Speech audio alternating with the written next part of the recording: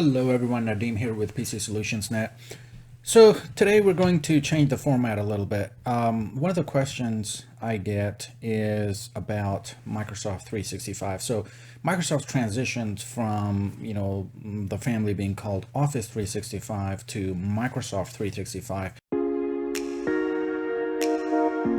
What does it entail? I know they've changed some, package details. They've moved some modules around, some apps around, and things like that. So let me share my screen real quick. And as you can see, there are so many options for home, for business, for enterprise, for education.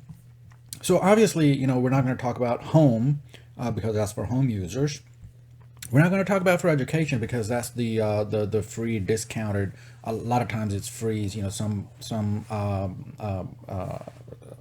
packages are free, some are discounted heavily. So that's a whole different ball game. What we're going to focus on is for business and for enterprise. So if I go into business and wait for it to load here, and you'll see several options available.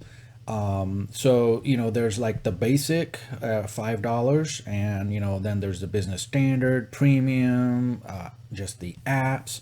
And then if we go back and go into enterprise, we have a few other options here. So let's look at sales plans and pricing.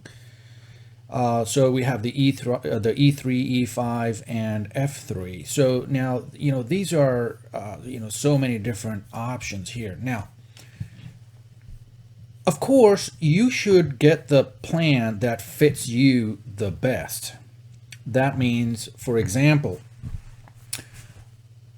most of the enterprise plans include unlimited online archive, unlimited capacity.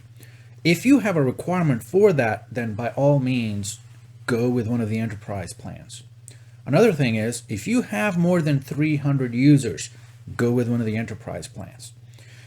If you are wanting to add services like Intune and some of the things that are built into the enterprise plans, but not into the business plans, then you got to do your cost analysis and figure out one of the enterprise plans. However, the best bang for the buck in the small to medium sized space, I want to show you what that is. And this is what I get asked is, hey, Nadeem, forget about all the options. Forget about what my business requirements are. What is the best bang for the buck plan that you recommend or that makes sense? And guys, that is the Microsoft 365 Business Standard. And the reason it's the best bang for the buck is if you calculate individual prices here or individual prices here, this, the license cost is the lowest per license based on the apps that you're getting. So of course, in here you have not only Exchange, the cloud services, you have OneDrive, you have Sharepoint, you have Teams. So you have all these cloud applications. But on top of that, you also have Microsoft Office Pro Plus. Now, here's the benefit of going with this plan and using Office Pro Plus here, as opposed to getting your own volume license or retail version of Office as well. So, first of all, the retail version of Office is out. And the reason it's out, let me mute my tab. The reason the retail version is out is because the retail version of Office Suite is tied to a machine, a device. It does not go with the enterprise.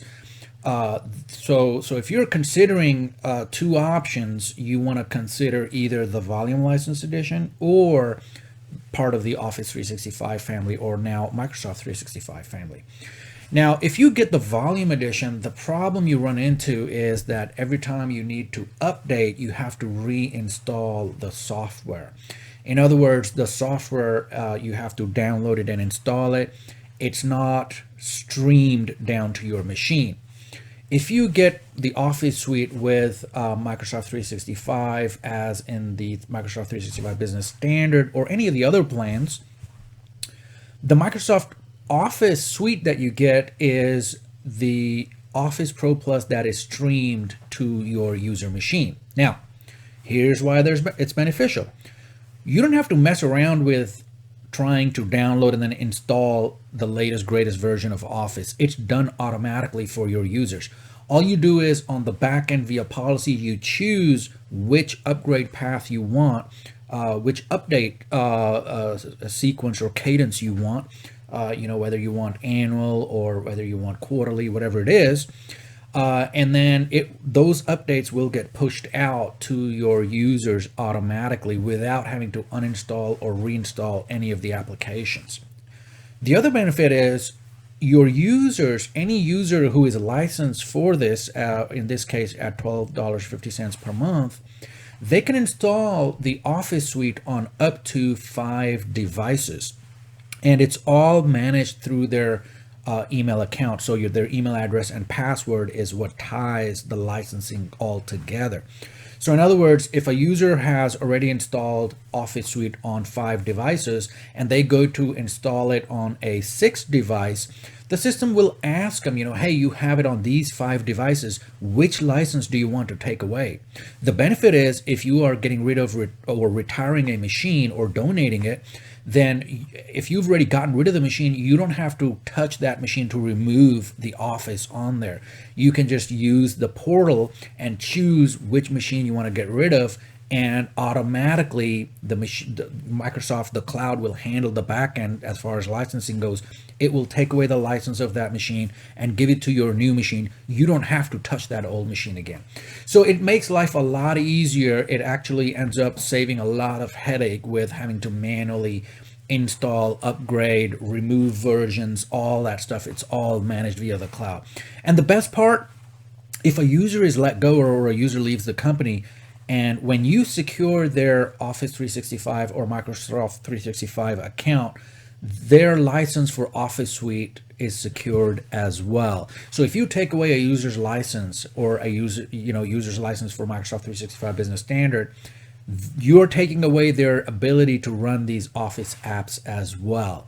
So basically, it's an ease of administration that comes to the table when you use these cloud-based applications and cloud-based deployment models. So it makes life a lot easier for admins. So the best bang for the buck is Microsoft 365 Business Standard includes all of these services, for cloud services, and then on top of that includes Office apps as well.